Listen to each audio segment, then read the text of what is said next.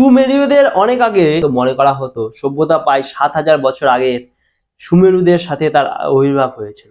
কিন্তু কয়েক বছর আগে সিরিয়া এবং তুরস্কের প্রান্তে গবেকলি ট্রিপে এবং প্রতিবেশী বসতগুলি আবিষ্কৃত হয়েছিল। তারপর থেকে সবকিছু বদলে গেছে। গবেকলি ট্রেপের প্রাচীনতম ধ্বংসাবশেষ কমপক্ষে ১২,০০০ বছর আগে। ধ্বংসাবশেষে পাওয়া কিছু মনোলিথগুলো শুধুমাত্র কটি পরিহিত মানুষদের চিত্রিত করে, কিন্তু ১২,০০০ বছর আগে মানবতা ছোট ড্রয়েস একটা ছোট বরফ যুগ এর মাঝখানে ছিল। সুতরাং সেই সময় মানুষের পক্ষে কেবল কোটি বেঁধে চলাফেরা করা অসম্ভব। এমন পোশাক পরে হাঁটতে অক্ষম হওয়ার জন্য তাপমাত্রা হালকা হতে হয়েছিল। কিন্তু ছোট ড্রাইসের আগে শেষ মৃদু সময়কাল ১,১০,০০০ বছর খ্রিস্টপূর্বাব্দে শেষ হয়েছিল। তখন শেষ বরফ যুগ হয়েছিল।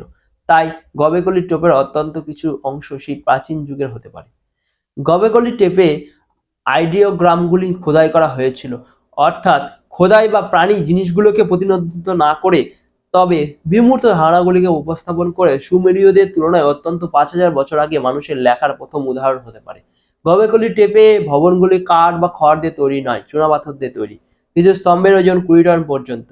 গবেকলি টপের বাসিন্দারা সুমেরীয়দের হাজার হাজার বছর আগে পাথর দিয়ে বাড়ি এবং গ্রাম তৈরি করতে সক্ষম ছিল।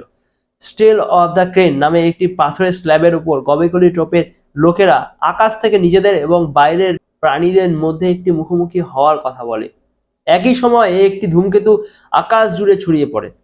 তদুপরি খোদাই করা গল্পটি এমন একটি সময়ের দিকে ইঙ্গিত করে যখন একটি ধূমকেতুর বোমাবর্ষণ পৃথিবী জুড়ে ব্যাপক ধ্বংসযজ্ঞ চালিয়েছিল।